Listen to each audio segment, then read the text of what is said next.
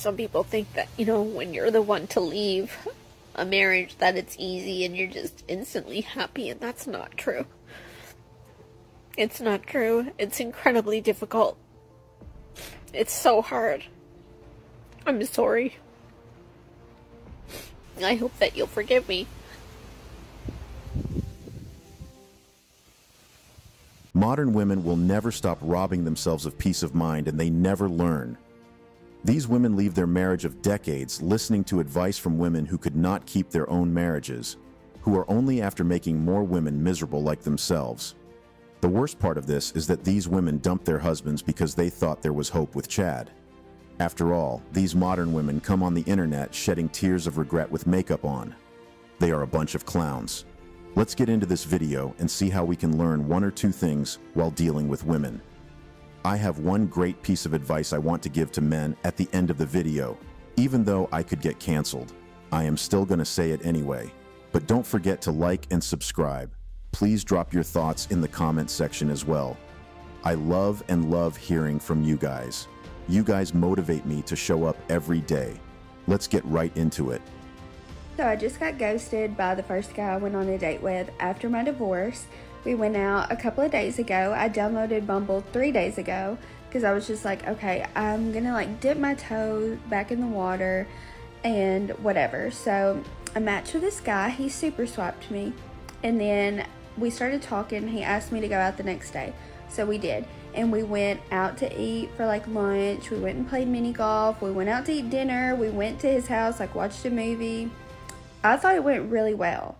He even said, I would usually never ask a girl out from an app so quickly, but I felt really intrigued by you or whatever. And I even told him, because we spent a lot of time together, I was like, if you need me to leave or, whatever, then that's fine. And he was like, no, I'm a super straight up person. I'll just tell you if I'm not feeling it or whatever.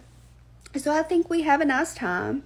I leave, and then, we talk a little bit the next day, message back and forth, and then today I did not hear from him at all, and I see that he has unmatched me on Bumble, deleted me off Snapchat, and blocked me on Instagram, and I'm just our last message, he asked me what I was doing, and I told him what I was doing, and then he opened that, and it was and it's really upsetting, not because I think this guy was going to be, the love of my life or because I really liked him so much, but it's more upsetting, the fact that this was my first, that was my first date since, my divorce, and it's okay, it's going to be like that then, I'm deleting this app, but, also because, whenever you have been, sorry, I don't mean to cry, but whenever you have been hurt and deceived and been through intimate partner betrayal, and you already doubt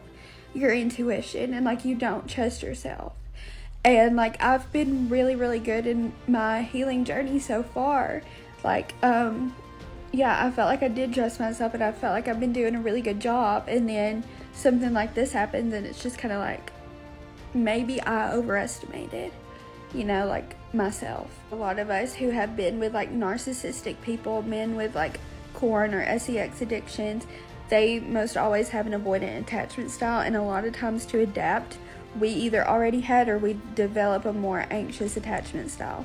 And I've really been trying to work on that too, and I felt so comfortable in where I've been, but it's just by myself.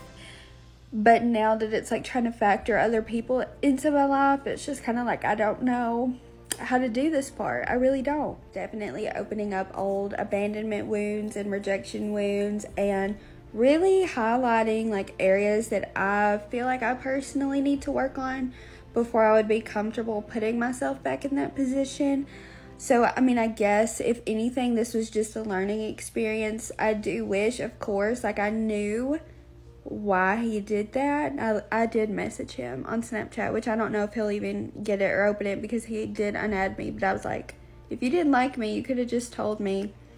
And it was funny because he prided himself on being so mature, and he is a year younger than me, but he has 2 kids and a good job, and is a homeowner, and I don't know. I just was not getting that vibe from him. We press forward and it'll be okay. I just want to like keep you guys updated on my journey, my healing journey, and as I navigate the world of like dating, and hopefully it's not always going to be like this.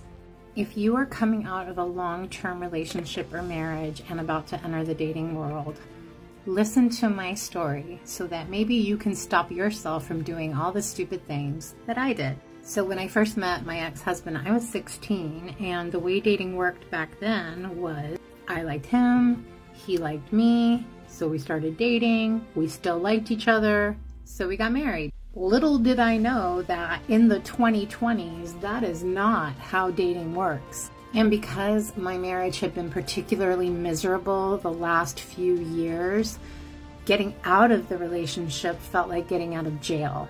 I've never been in jail, but I have family members who have, and from what I've seen, it is a time period of excess. And like those family members, I wanted the excess. I wanted to kiss all the boys, I wanted all of the validation and the attention, and what that actually meant was that I was nowhere near ready to date. Because when you're in that mindset, you end up attracting and dating the wrong man. But because I was so innocent, I thought that dating in my 40s in 2021 was the same as dating in my teens in 1996. So I instantly got into a situationship. I did not know what a situationship was. I thought that if a man liked me enough to date me and to sleep with me, then he liked me enough to be my boyfriend.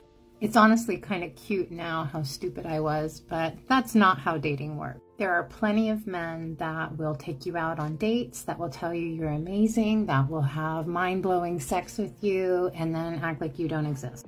And so I was so used to being somebody's wife that I thought if I just show what a great wife I can be, they'll love me. If you hear one thing, don't do that. I can cook for you, I can clean for you, I can plan things for you, I can support you, I can be your therapist. All it did was keep the wrong guy around longer, which will zap you of any and all self-worth. I'm baby Gen X, I'm the last of the generation, and we were never taught how to find a compatible partner or how to have self-love and self-worth. So I had to teach myself that. And one of the first things I learned was what love was not. No matter how good it feels, it's not mind-blowing sex. It's not sweet words with no actions to back them up. It's not an unwillingness to commit or indecisiveness or uncertainty. And it's not butterflies in my stomach and weak in my knees. That's actually anxiety. I stayed with the guy who ignored me. I stayed with the guy who was hot and cold.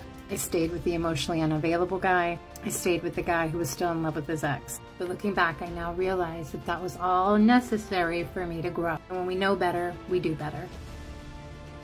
I am often shocked at how these women spend remarkable years in a marriage where kids that were born in the year they got married are already teenagers or young adults.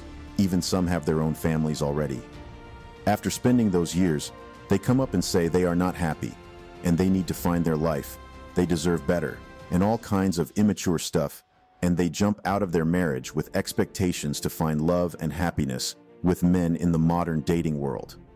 We are here talking about how women in their late 20s are finding it difficult to find men because men believe they are too old and full of experience, sexually and mentally, and that it is difficult for them to be submissive. And then there is an old queen with 2 or 3 kids jumping out of her marriage to find the man of her dreams. It is a time period of excess.